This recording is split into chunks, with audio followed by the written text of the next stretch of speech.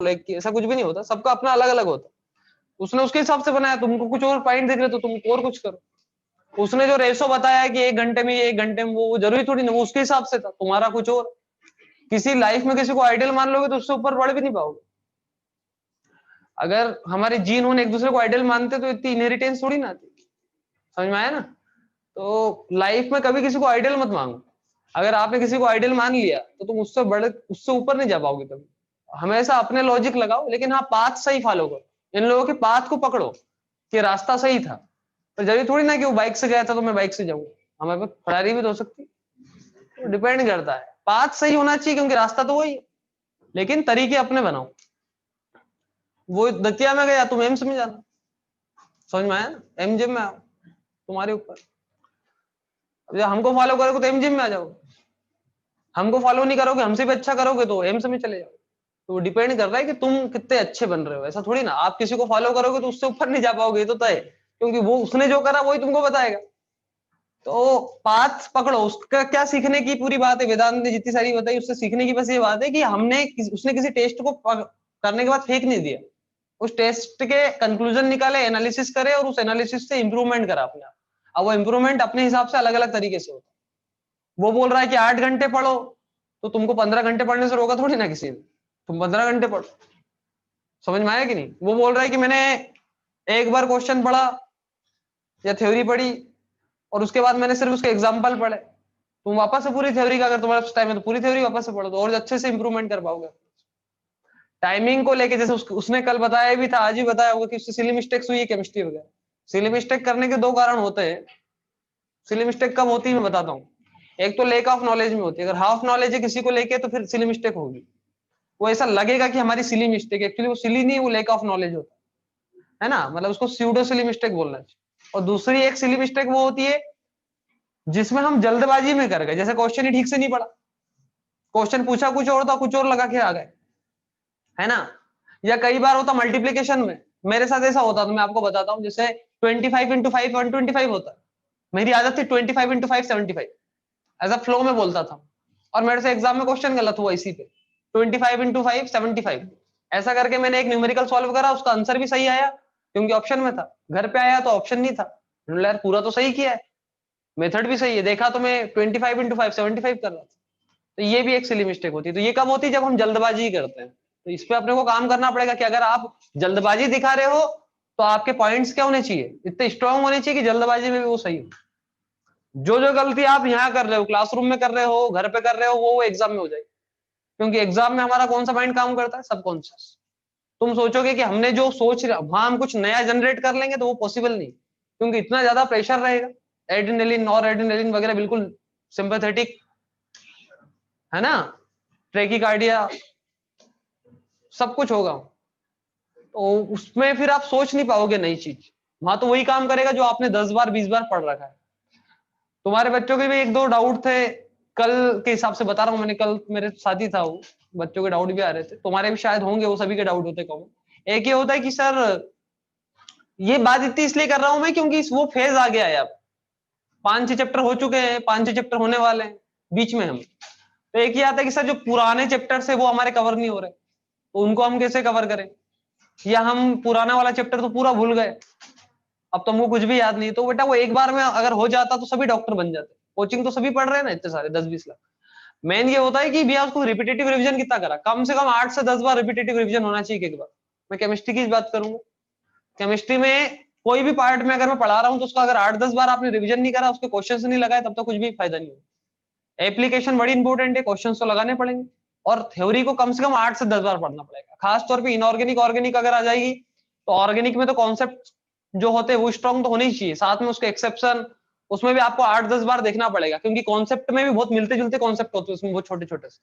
तो 8-10-20 बार आपको उसका रिविजन करना पड़ेगा। खासतौर पे इनऑर्गेनिक में जैसे मैंने आपको हाइड्रोजन पढ़ा दिया, तो आपको हाइड्रोजन बार बार रिविजन करना पड़ेगा। एक बार जब मैं रिविजन कराऊंगा तो हाइड्रोजन की वापस से रीडिंग होगी क्लास में, लेकिन आपको भी एक बार अच्छे से पढ़ना पड़ेगा। फिजिकल केमिस्ट्री में जितने भी फार्मूलाज करा रहा हूँ, फार्मूला तो याद होते हैं, लेकिन जैसे अभी अपन बफर पढ़ा, मैंने कल बताया था कि बफर 3 तरीके से बनाया जा सकता है, तो तीनों बफर को मैच करो, उनके क्वेश्चन से देखो, जिस बुक को आप लगा रहे हो उसमें ये सर्च करो कि तीनों टाइप के क्वेश्चंस का मिल रहे हैं, क्योंकि इसके अलावा तो बफर बनेगा नहीं, तो इसके अलावा क्वेश्चन भी नहीं बने। ये प्री प्लानिंग अपनी अगर होगी तो सिली मिस्टेक होने के चांसेस कम हो जाएंगे, और इंटरेस्ट आएगा पढ़ने में। सबसे बड़ी बात है इंटरेस्ट, कितना जितना ज्यादा इंटरेस्ट आएगा पढ़ने में, उतनी ज्यादा नई नई चीज आप लोग खोजना चालू करो। केमिकल बॉन्डिंग जैसा चैप्टर हो, पीरियोडिसिटी वाला चैप्टर हो, एटॉमिक स्ट्रक्चर वाला चैप्टर हो, इनमें क्या होता है कि रटने वाली चीजें बहुत सारी होती है। रटने वाली मीन्स रटना तो नहीं है, सारे कॉन्सेप्ट आपको बताए हैं, लेकिन उसमें बहुत छोटे छोटे कॉन्सेप्ट रहते हैं और बार बार कॉन्सेप्ट होते हैं। उसके कुछ क्वेश्चन ऐसा नहीं होते कि उसमें ज्यादा सोचा जाए, भाई बॉन्ड ऑर्डर ऐसे निकालते तो ऐसे निकाल जाते। अब कार्बन सॉरी ऑक्सीजन में अगर पैरामैग्नेटिक नेचर है, 2 अनपेड इलेक्ट्रॉन है एंटीबॉडी मोलिकुलर ऑर्बिटल में, पाई में, तो ये अपने को याद रखनी पड़ेगी ना। ये चीज तो कॉन्सेप्ट तो था, पर वहां पे एग्जाम में मैं उस कॉन्सेप्ट को ड्रा थोड़ी ना करूँ, ये मेरे को याद रहेगा तो मैं जल्दी करूंगा। तो इनऑर्गेनिक और ऑर्गेनिक के क्वेश्चंस 10 या 15 मिनट में अपने को 25 से 30 तब होंगे जब हम जो कॉन्सेप्ट हमने सीखे उसको हम बिल्कुल उनका क्रीम पार्ट निकालें, और उसका क्रीम पार्ट निकालने के बाद उसको क्या करें, इंप्लीमेंट। समझ में आ रहा है? तो इस चीज को अपने को फोकस करना है, बाकी सब ठीक है। ये तो कल को तुम भी आके बोलोगे। और मैं एक बात बता रहा हूँ, सिलेक्ट होने के बाद आदमी है ना, जो नहीं करता वही बता के जाता है, ये भी ध्यान रखना। कारण ये कि तुम आइडियल बन जाते हो तो फिर वो आइडियल चीज बोलते हो। समझ में आया? टीचर की बात कड़वी क्यों लगती है? क्योंकि वो रियलिटी बोलता है। भाई तूने पढ़ा नहीं कल, तो उसको बुरा लग जाएगा कि सर ऐसा बोल रहा है। नहीं पढ़ा तो ऐसी लगेगा ना, शकल दिखा जाती तुम्हारी, पढ़ा कि नहीं पढ़ा। तो वो चीज होती है थोड़ी सी, तो अपने हिसाब से बनाओ। बाकी हाँ, उसने जो सिखाया वो बहुत तुमको, ये चीज है कि बहुत मदद मिलेगी तुमको पढ़ने में। ये सोचो कि हमको हर एक पॉइंट पे सोचना है, कितना सिंसियरली रहना पड़ेगा इस जर्नी में अपने को, ये जरूर सीखने वाली बात है ना। और एक और चीज कल भी मैंने बोला था, वो आया था कि मतलब स्तर बहुत ऊंचा रखो अपनी पढ़ाई का। वो 3 घंटे किसी ने नहीं देखे, है ना। मैं तो तुम्हें क्या बताऊं कि मेरे खुद का पेपर बहुत गंदा बिगड़ के आया था। तो मैंने पेपर जब देखने आया, दे के आया, और मैंने पेपर फेंक दिया था ऐसे, और बाहर भोपाल चला गया था। तो मतलब ऐसा है कि बहुत ज्यादा खराब गया था मेरा पेपर। मतलब तुम्हें क्या बताऊं कि मेरे बगल में मेरा स्टूडेंट भी दे रहा था एग्जाम, तो हम दोनों साथ में ही निकले थे। मैं तब भी पढ़ाता था क्लास, तो हम साथ में ही निकले। तो मैंने बोला यार बहुत ज्यादा खराब गया मेरा, और हम लोग बाहर आए। वो सब जानता है, वो भी आज कॉलेज में ही है, वो अगले साल सिलेक्ट हुआ, पर वो भी अभी कॉलेज में ही है वो। तो वो उसको पता है, उसने पूरा टाइम देखा, क्योंकि वो साथ में बैठा था। मेरी बेंच ऐसी थी और उसकी बेंच ऐसी थी, हम साथ में ही थे। तो फुल टाइम मतलब मैं आया, और मैं मेरे क्या क्या एक्सप्रेशन थे मतलब पेपर देने के बाद ये, क्योंकि मेरे क्या बबल गलती हो गई थी। मेरा जो थंब है ना, ऐसे भरने में गलत नहीं हुआ था, मेरा थंब लग चुका था उस पे, OMR पे। तो 4 से 5 गोलों पे वो इंप्रेशन पड़ गया, तो बड़ा गंदा लग रहा था वो। मैं जब देख रहा था ना उसको, तो मुझे लगा था 4-5 क्वेश्चन तो गए, और वो केमिस्ट्री के क्वेश्चन थे तो और ज्यादा दर्द हुआ कि ये तो सब सही थे। भाई दूसरे सब्जेक्ट के होते तो चलो ठीक है, 3-4 जाएंगे तो उसमें 1-2 गलत होंगे तो ठीक है, क्या फर्क पड़ेगा। केमिस्ट्री में लग गया था, तो वो थोड़ा सा बहुत ज्यादा खराब स्थिति हो गई थी।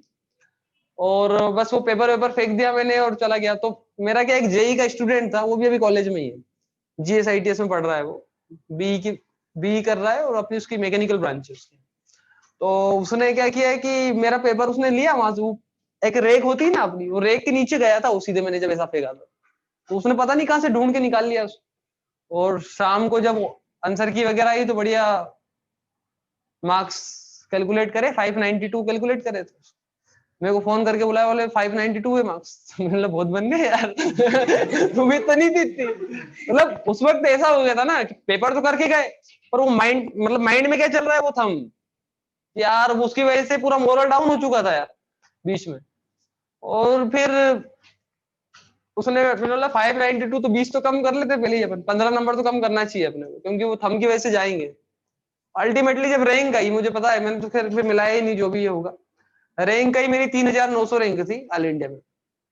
और एमपी, फिर एमपी की रैंक आती है 1 महीने बाद, रिजल्ट आने के बाद। तो 1 महीने बाद एमपी की रैंक गई, तो मेरी 82 रैंक थी एमपी में। तो फिर मिल गया, कॉलेज मिल गया मुझे। तो मेरा मतलब ये है कि मैंने तो जब पेपर दिया था उसके बाद मुझे बिल्कुल नहीं लगा था कि सिलेक्शन भी हो रहा है कि नहीं हो रहा है मेरा, मतलब बहुत खराब गया था पेपर। तो ऐसे ही होता है कि पढ़ाई का लेवल अपने इतने ही रखो कि अगर पेपर मतलब तुम्हारा एग्जाम, मतलब मैं सच बता रहा हूँ, मेरे को खुद को, मैं भी पहले से सोचता था कि ये एक हाइपोथेटिकल चीज है या लोगों ने बना रखी है, ऐसा होता नहीं होगा, लोग तो फोकट फाकते हैं कि हमको लगा नहीं था सिलेक्शन होगा और हो जाएगा। बट मेरे साथ जब बीता तो मुझे लगा कि नहीं यार, वाकई में कई बार ऐसा होता है कि हम लोग इतना सोचते नहीं है पर वो हो जाता है। तो बस यही है कि अपना वो रखो। एक दो दूसरी चीज और मैं बोलूंगा कि हमेशा व्यवहार अच्छा रखो, अपना व्यवहार बहुत अच्छा रखो सभी लोगों से, साथ में जो बैठे हैं उनसे तो ठीक है, अपने घर वालों से भी है ना, अपने टीचर से भी। इससे तुमको है ना मोरल जो रहेगा ना तुम्हारा वो बना रहेगा। तुम अभी देखना, थोड़ी सी लड़ाई वड़ाई होती घर पे या तुम्हारा होती तो तुम्हारा दिन भर मूड ऑफ हो जाता ना, यार अब तो मन ही नहीं लग रहा पढ़ने का, तो वो चीज तुमको हिट करेगी। ये सब चीजें बाद में हिट करती, तुम्हारा अच्छा व्यवहार रहेगा, लोग तुमको बहुत अच्छे पॉजिटिवली लेंगे, घर पे एक अच्छा पॉजिटिव माहौल रहेगा, तो तुमको पता है एक वो रहेगा, मतलब मोरल बना रहेगा, कभी डाउन नहीं होगे तुमको ऐसा लगेगा कि यार बहुत लोगों की दुआएं अपने साथ चल रही है। खराब व्यवहार करोगे तो तुमको एक ना एक चीज हिट करेगी कि यार नेगेटिवली पार्ट जुड़ रहा है अब हमारे साथ, ये होता है। मतलब मैं ये नहीं कह रहा हूँ कि मतलब थोड़ा सा मैं बहुत ज्यादा प्रैक्टिकली हूँ मतलब हूँ मैं ब्राह्मण, बहुत आस्तिक होना चाहिए मुझे और मैं हूँ भी, बट मैं थोड़ा सा प्रैक्टिकली बहुत ज्यादा हूँ, प्रैक्टिकली बहुत ज्यादा हूँ, मतलब मैं अंधविश्वास के परे सोचता हूँ थोड़ी सी चीजें। तो बट ये चीज जरूर है कि अगर आप अच्छा व्यवहार रखते हो, लोगों की दुआएं लेते हो, है ना, तो उसका फायदा कहीं ना कहीं बहुत मिलता है। तो अच्छा व्यवहार रखो, अच्छे से पढ़ाई करो, एक जर्नी है उसको एंजॉय करो। भाई मैं बता रहा हूँ, आज भी मेरे को मौका मिले तो मैं वापस बैठ जाऊं घिसने, कोई आ जाओ पढ़ा तो बैठता हूँ मैं तो वो चीज रखो, कभी भी ये मत रखो कि हमको बहुत आ गया है। हमेशा डाउन रहो, जब तक सिलेक्शन नहीं होता तब तक हम भिड़े रहेंगे, है ना। और ये चीज होगी तुम्हारे साथ भी, तुम करो, इसके बाद एक अलग ही बन के निकलोगे, जब सिलेक्ट हो जाओगे ना फिर किसी की मोहताज नहीं रहोगे, सोशल क्राइटेरिया से बहुत ऊपर उठ जाओगे, है ना। चलो पढ़ते हैं। कहाँ थे?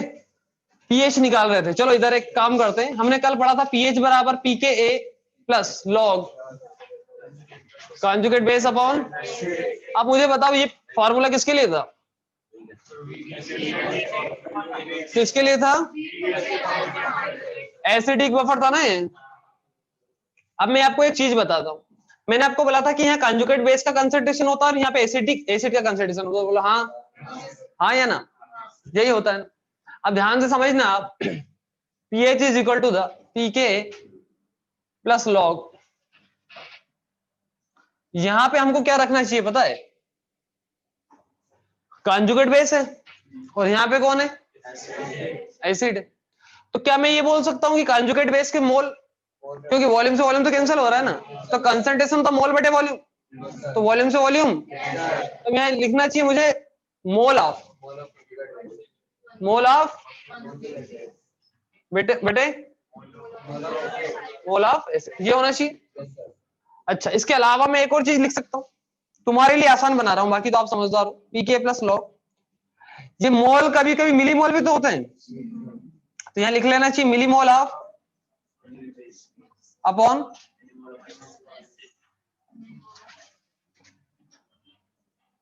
ठीक है साहब। इस फॉर्मूले से आप करोगे तो आपके आंसर्स आने लगे। ठीक, अब अपन आज क्वेश्चंस पे आ रहे थे, मैं क्वेश्चन से ही स्टार्ट करूंगा और आपका जो पहला क्वेश्चन आ रहा है वो देखते हैं। पहला क्वेश्चन आपको मैं लिख रहा हूं, 0.1 molar 100 ml sodium acetate, sodium acetate and 0.2 molar 200 ml CH3COOH mixed in each other. Calculate pH of the solution. अब क्या वेदांत थोड़ा ज्यादा ही मेरे से फ्रैंक था, बहुत ज्यादा फ्रैंक, उसने इतनी चाय पी मेरे से लास्ट ईयर हर तीसरे चौथे दिन वो चाय पीता था मेरे साथ वहां गीता भवन पे, बहुत ज्यादा फ्रैंक था वो, और बहुत सारी चीज बता के गया, और कुछ बोल रहा था क्या? Calculate pH of the solution, pK कितना है 4.7, pK is equal to the 4.4 आ गया आंसर। चलो बहुत अच्छी बात, फार्मूला लगाया होगा, पीएच बराबर पीके दे रखा था 4.7 plus log millimole of conjugate base 100 into 0.1 कितना हो गया 10, 0.2 इंटू 20 कितना हुआ 40, क्या बात, पीएच बराबर 4.7 बातें नहीं प्लस लॉग 1 माइनस लॉग 4, 4.1 आ रहा है क्या? तुम्हारा क्या आया था पहले, गलत बोल रहे थे। तो आंसर हो गया पीएच बराबर 4. ये आएगा। चलो अब अगला क्वेश्चन मैं आपको दे रहा हूं, ध्यान दें, ये आप लोग करेंगे। सुनो सुनो ध्यान से।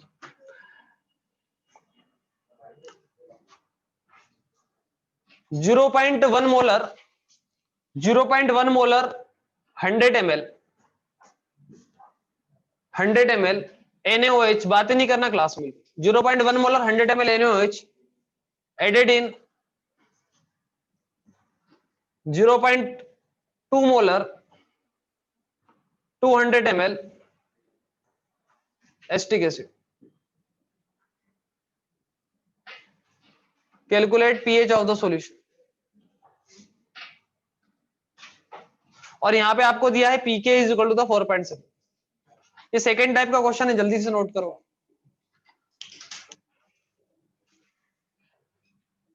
आपको मॉड्यूल मिल गया सभी को? ठीक है।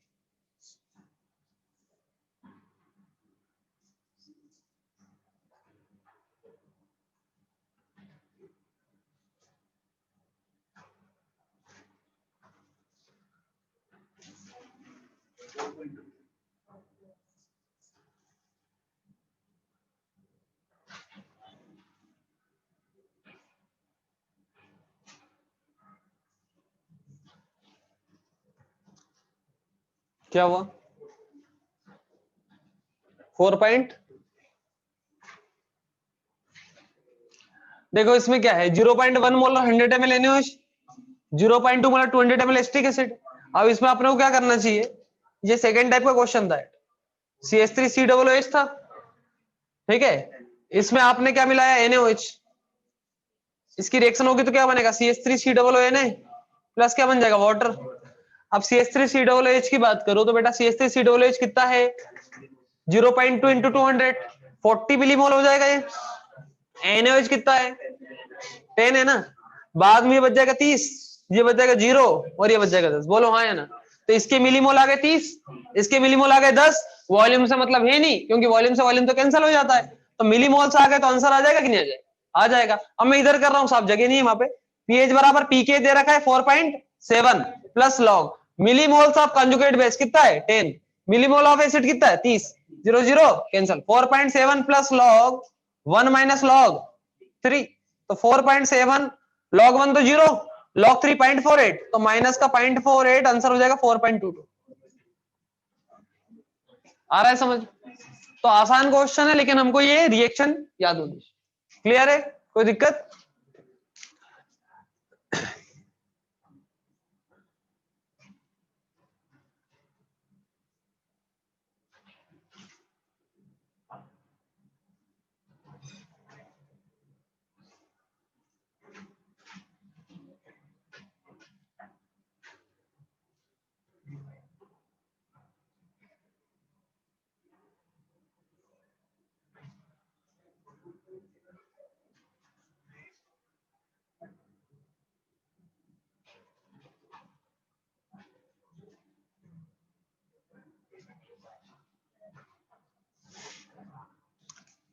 अगला क्वेश्चन कर रहा हूं, चलो हो गया।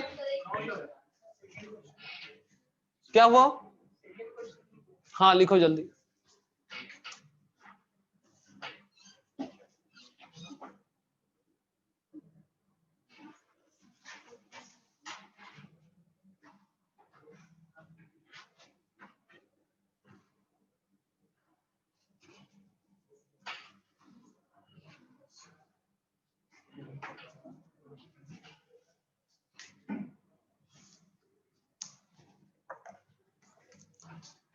चलो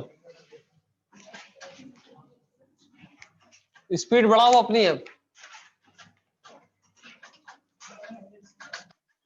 अरे सर क्या कैलकुलेशन नहीं आता क्या? चलो आगे करते हैं। अब आगे करते हैं तीसरा क्वेश्चन, जो अब तीसरे टाइप का आने वाला है वो क्या है, 0.1 molar 100 ml HCl added in 0.1 molar, क्या अटेंडेंस चल रही है क्या पास कर रहे हो फिर एक दूसरे? 0.1 molar 100 ml HCl added in 200 ml 0.1 molar sodium acetate, calculate pH of the solution, calculate pH of the solution, और यहां भी आपको pK बराबर लिखा है 4%। तीसरे टाइप का, तीसरे टाइप में क्या हो रहा है, कॉन्जुगेट बेस में हम एसिड मिला रहे हैं, कितना है, आ गया। चलो, तो ये बस फेवरेट क्वेश्चन है आपके नीट के हिसाब से, कॉन्जुगेट बेस अपॉन, लेकिन सवाल ये उठता है कि पीके तो आ गया प्लस लॉग, कॉन्जुगेट बेस का कंसंट्रेशन और एसिड का कहां से लाए, तो देखो कहां से लाएंगे, सोडियम एसिटेट मतलब CH3COO नेगेटिव, यही था। आपने इसमें HCl मिलाया, बोलो हाँ, तो फॉर्म क्या हुआ CH3COOH, वाटर से मतलब नहीं, CH3COO नेगेटिव कितना दे रखा है, 200 इंटू 0.1 कितना होता है,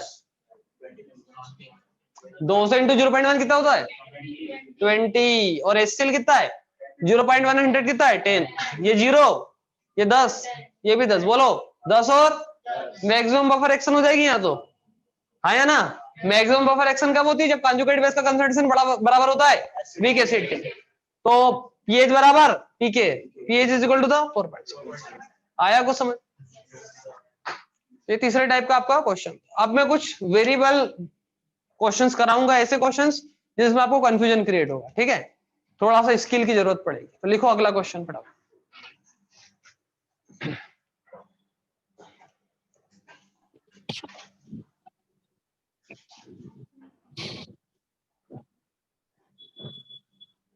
हाँ, तुम्हारे लिए एक अच्छी बात बताता हूँ, शायद तुमको और प्रेशर पड़ने पढ़ाई का। मेरा एक स्टूडेंट है अंकित सोनी, जानते होंगे, पुराने तो जानते होंगे, 160 नंबर थे उसके केमिस्ट्री में, सर 161, ओएमआर रखी मेरे पास है ना, मैंने चेक करे उसका, क्योंकि नंबर तो आते ही नहीं, किसी को शक हो तो मैं ओएमआर भेज दूंगा।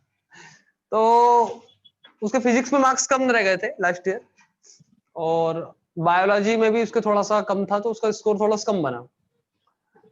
तुम्हारे लिए खतरे की घंटी बताता हूँ कि कैसे पढ़ रहे हैं बच्चे। उसने खत्म कर दिया केमिस्ट्री कोर्स भाई, सेल्फ करके केमिस्ट्री खत्म कर दी है, बायोलॉजी की डॉक्टर अली भी लगा दी और MTG भी लगा ली, ठीक है, और अब वो सिर्फ फिजिक्स पे फोकस कर रहा है, मतलब ज्यादा, मतलब फिजिक्स भी उसका जो भी कर रहा है वो आधा हो गया, ऐसा बता रहा था मेरे को, अभी आज ही कॉल आया था उसको।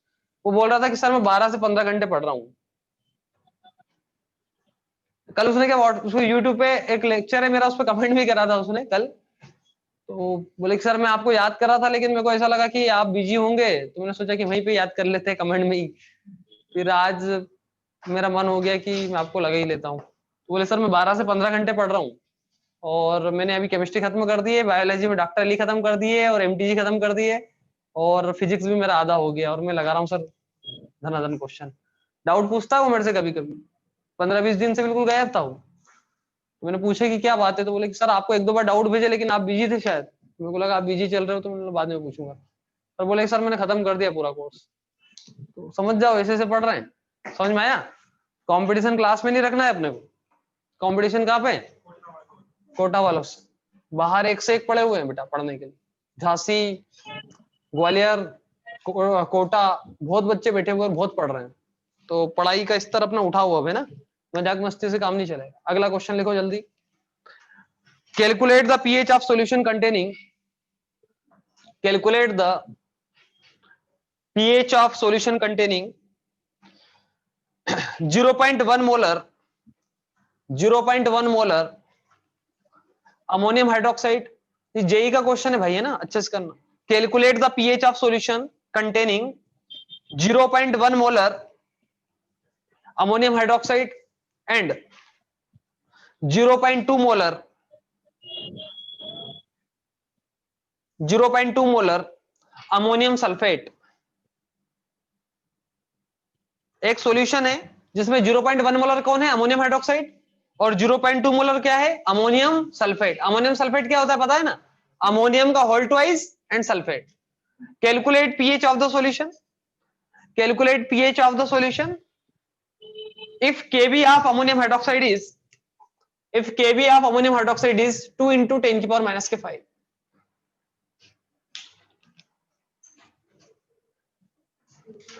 तो 0.2 मोलर क्या है सॉल्यूशन में, अब आप बोलोगे सर इस क्वेश्चन में वॉल्यूम तो दिया नहीं, तो बेटा एक सॉल्यूशन है, एक सॉल्यूशन है जिसमें 0.1 मोलर क्या है, अमोनियम हाइड्रोक्साइड, और 0.2 मोलर क्या है, अमोनियम सल्फेट। तो वॉल्यूम से मुझे मतलब नहीं, वॉल्यूम तो कैंसिल आउट हो जाता है। तो क्वेश्चन एग्जामिनर ने आपको वॉल्यूम दिया ही नहीं। ठीक है, करो भैया। 4.1 कितना है? 4.1।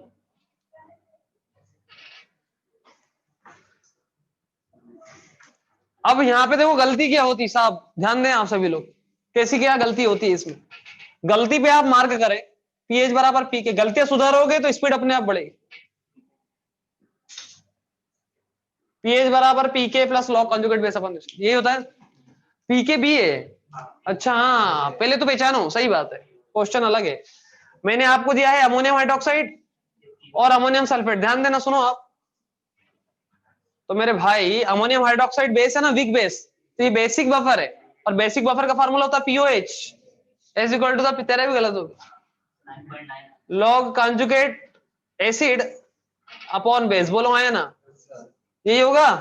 अब देख, आपको केबी दिया हुआ था, केबी बराबर कितना दिया था, 2 इंटू 10 की पावर माइनस के, तो पीकेबी कितना हो जाएगा, 4.7। तो पीओएच बराबर कितना हो जाएगा, 4.7 प्लस लॉग कंजुगेट एसिड की बात करें, किसकी बात करें, तो मुझे बताना कंजुगेट एसिड यही है ना, क्योंकि अमोनियम सल्फेट जब ब्रेक होगा तो NH4 पॉजिटिव देगा, बोलो हाँ या ना। लेकिन सावधान हो जाओ, क्योंकि ये 0.2 मोलर था, बोलो हाँ या ना, लेकिन अमोनियम पॉजिटिव तो डबल बनेगा ना, तो अगर ये 0.2 था तो ये कितना रहेगा, 0.4। यहां गलती होती, 0.2 मोलर तो ये था ना, तो ये कितना होगा 0.4। ये मत बोलो सर ये कहां से आया, पढ़ा चुके हैं ये तो पहले ही, हाँ या ना। H2CO3 वगैरह, H2SO4, अगर मैं बोलूं 2 मोलर H2SO4 तो H पॉजिटिव कितना मिलेगा, 4, बोलो हाँ या ना। तो यही तो चीज है, अमोनियम सल्फेट का कंसंट्रेशन 0.2 मोलर था, लेकिन NH4 पॉजिटिव का कितना हो जाएगा 0.4, बोलो हाँ या ना, क्योंकि concentration of ammonium is twice किसकी, अमोनियम सल्फेट, बोलो हाँ या ना, समझ गए। तो अब यहाँ पे सावधानी क्या रखनी दोस्त, कि यहाँ कंजुगेट एसिड जो है वो तो 0.4 आ गया मेरे पास, बोलो, और बेस कितना आया, ये बेस है ना, बेस कितना था 0.1, तो यहाँ पे 0.1। तो अब मेरे पास जो पीओएच आएगा वो आ जाएगा 4.7 प्लस, ये तो 4 हो जाएगा, log 4 की वैल्यू कितनी होती है 0.6, तो पीओएच बराबर कितना है 5.3, बोलो, तो पीएच कितना हो जाएगा 9.7, 8.7, पीएच कितना हो जाएगा 14 माइनस 5.3 कितना है 8.7। ओके, कहां गलती हो रही थी, यहां गलती होती सबसे ज्यादा, आप 0.2 लिख देते सीधे, यहां अमोनियम रखना है ना, कंजुगेट एसिड कौन है, अमोनियम, तो अमोनियम सल्फेट अगर दिया है तो अमोनियम की जो कंसंट्रेशन होगी वो अमोनियम सल्फेट की कंसंट्रेशन की डबल होगी। आ रहा है समझ में, ये अपने को ध्यान रखना। चलो अगला क्वेश्चन पे आते, ये आरसी मुखर्जी के क्वेश्चन से भाई, करो अगले।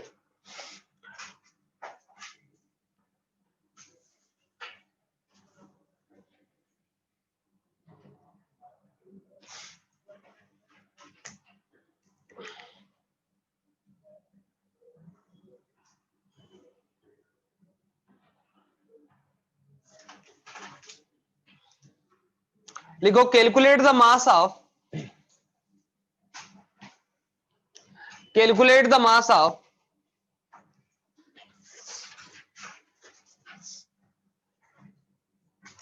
Calculate the mass of calcium formate. Calcium formate क्या होता है,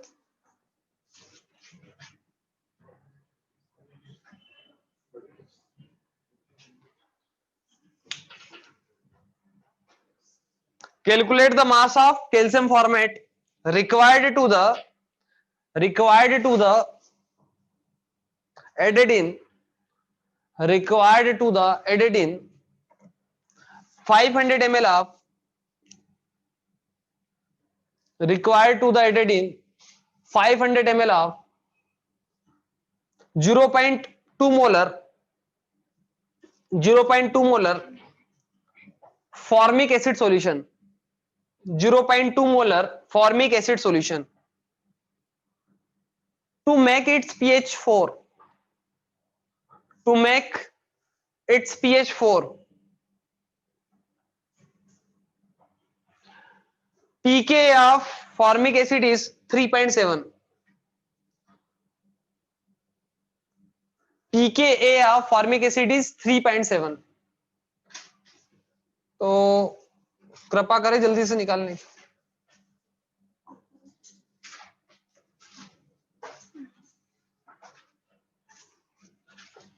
तुम लोग मॉर्निंग से पढ़ने आ रहे हो क्या? अभी नहीं आ रहे हो? बंद कर दिया? आज नहीं आए?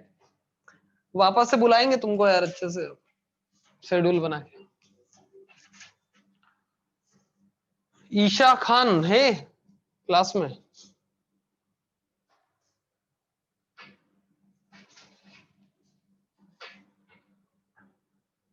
हाँ, तुमको भी आना पड़ेगा अब।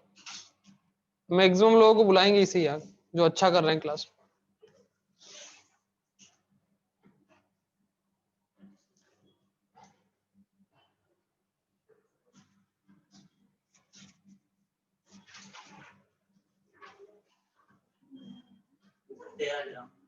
कितने ग्राम? 13। आने दो, सबका आने दो।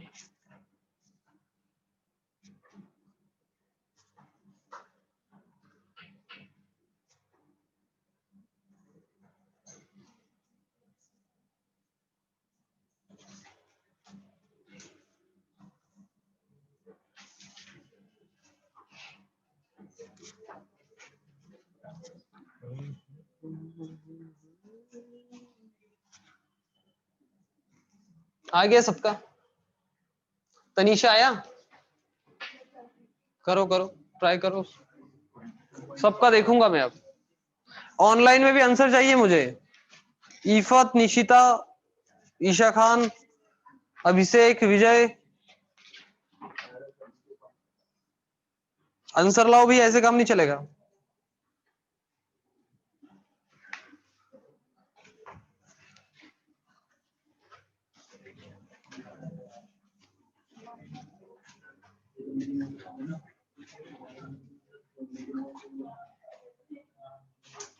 कितना आया तुम्हारा? 13 आंसर? सही आंसर। एक आ गया होगा मोल, मोल एक आ गया होगा। 0.3.4.322 आ गया होगा। 2 आ गया था। फॉर्मिक SCO3 नेगेटिव का कंसंट्रेशन 2 आया होगा। तो फिर कैल्शियम बाइकार्बोनेट, कैल्शियम फॉर्मेट का 1 आ जाएगा। कैल्शियम फॉर्मेट अगर 1 मतलब 0.1 मोल है तो 130 का मल्टीप्लाई कर देंगे, 13 आ जाएगा। सही आया क्या तुम्हारा सबका? सुफियान आया आंसर? करो इसमें। ये अगर ये क्वेश्चन बना लिया तो नीट का हर क्वेश्चन बन जाएगा। ये तो बहुत ऊपर लेवल का क्वेश्चन है।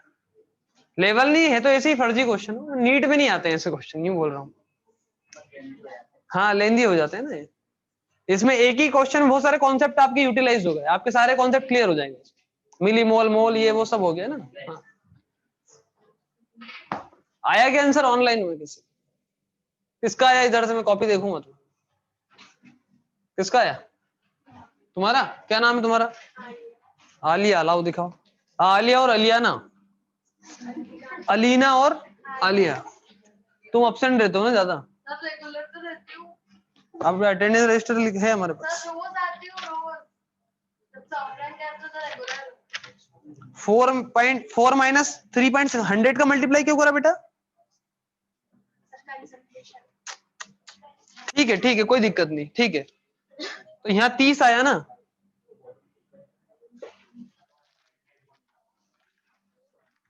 $500 इंटू 200 इधर आ गया तुम्हारे, इधर आ गया 30। तो कंजुगेट बेस का कंसिडरेशन 30 आया। अपन एसिड भी तो लिखो इस। एसिड तो सही सही बात है। तो एसिड तुमने 0 पॉइंट पर, ये मिलीमोल आए इसके। 30 क्या आया? मिलीमोल। मिलीमोल को पहले कन्वर्ट करो।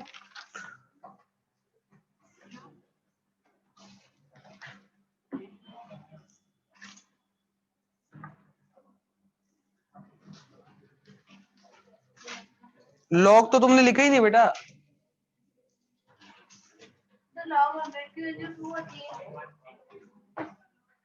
वही क्यों गलत क्यों आ रहा है? तो एंटी लॉग लेना पड़ेगा इसमें।